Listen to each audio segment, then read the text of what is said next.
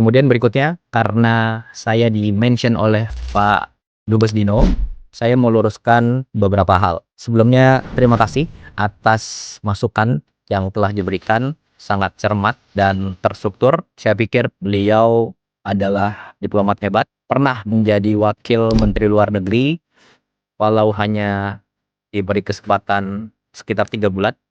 Jadi yang pertama, masalah biaya bila ke luar negeri. Ini sudah dijelaskan beberapa kali.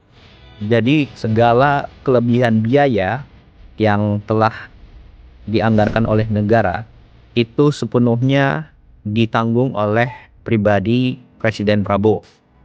Kemudian yang kedua, jumlah rombongan. Ini sangat penting. Jumlah rombongan Presiden Prabowo itu sudah berkurang besar-besaran, lebih dari separuh dari periode sebelumnya. Jadi kalau dulu itu sekali ke luar negeri bisa lebih dari 120 orang. Zaman Pak Dino seperti itu.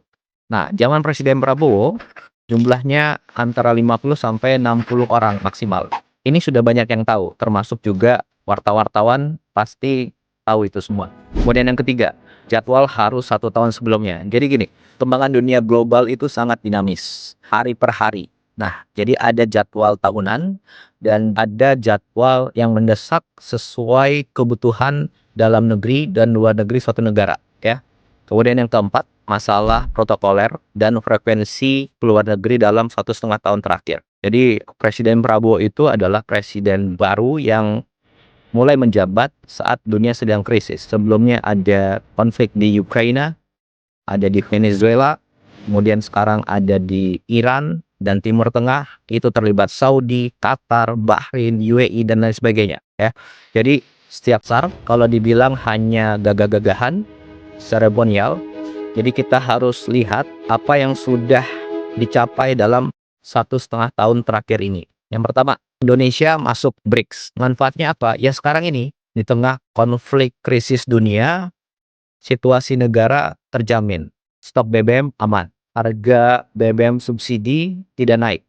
Stok pangan aman. Kemudian yang kedua, tarif 0% di Uni Eropa. Ada 25 negara di situ. Dan ini perjanjian yang sudah diurus belasan tahun yang lalu. Tapi kapan tercapai? Ya zaman Presiden Prabowo, tepatnya tahun 2025 lalu. Kemudian yang ketiga, total investasi yang masuk dalam 1,5 tahun ini adalah sekitar 2.430 triliun. Itu data dari BKPM. Kemudian contoh konkret lagi nih. Bulan lalu Presiden Prabowo ke Jepang dan Korea, kembali langsung ada investasi sekitar 575 triliun. Kemudian yang keempat, sekarang kita punya alat pertahanan yang kuat sekarang, ya.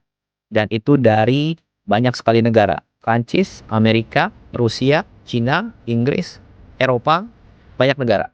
Kemudian yang kelima, program ibadah haji tahun 2025 lalu dan khususnya tahun ini itu lancar. Nyaris tidak ada kendala-kendala yang signifikan.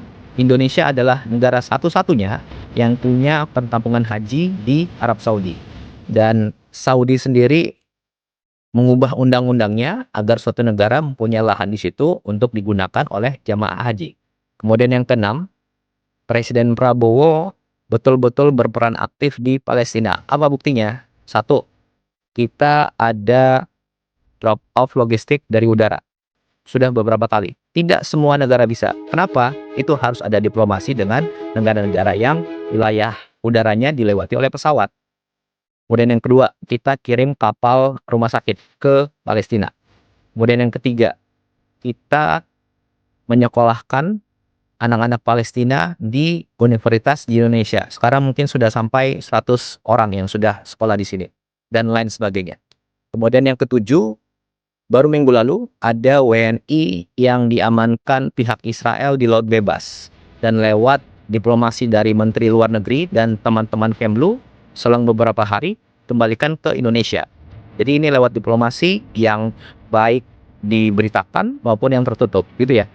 Dan ingat yang tadi saya sampaikan adalah hasil konkret nyata 1,5 tahun terakhir.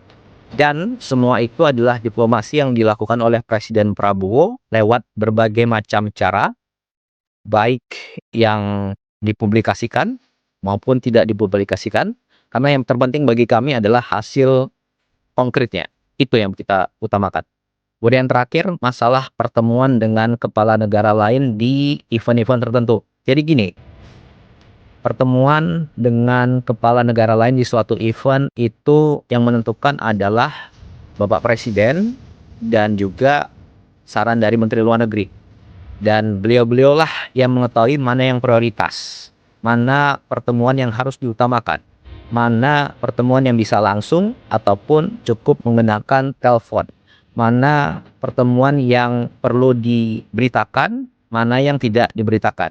Dan saya rasa semua diplomat hebat tahu itu. Jadi kurang elok rasanya kalau itu masih dipermasalahkan, ya. Jadi ruang untuk setiap masukan tentu kita terima, tapi jangan sampai kita mengaburkan fakta tentang semua hasil yang telah kita capai. Saya rasa itu.